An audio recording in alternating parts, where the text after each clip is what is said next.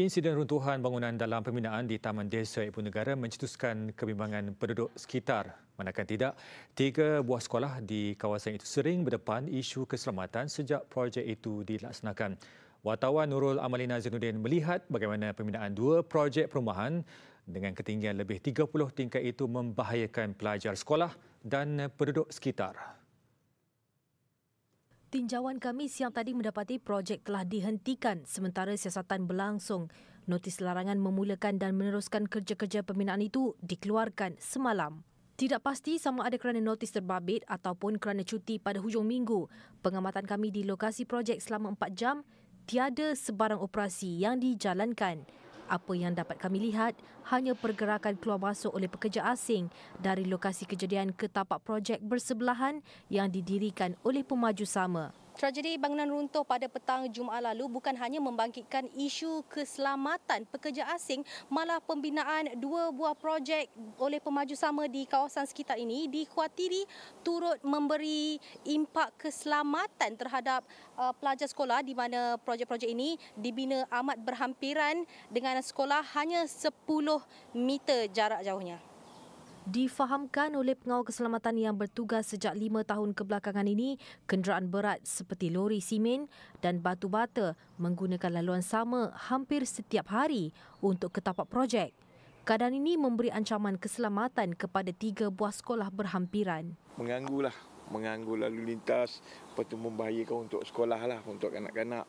Ada sekali tadi simen dia tu melempah pergi ke sekolah sebelah, habis kena budak-budak.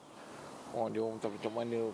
Dia orang pam simen ni kan, dia merecek kan, pergi ke sekolah. Lepas tu banyaklah dia mengganggu. Dulu sini okey, tak ada jam, tak ada apa. Lepas tu mengganggulah.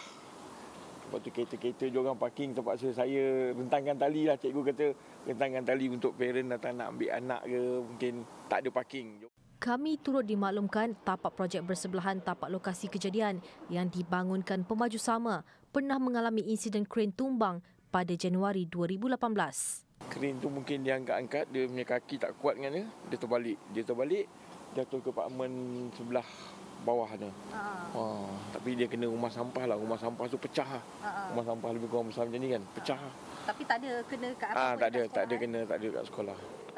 Biarpun mendapat bantahan daripada penduduk sekitar ketika cadangan pembinaan projek atas alasan keselamatan, kira-kira 2 tahun lalu, 2 projek perumahan kondominium itu tetap diteruskan.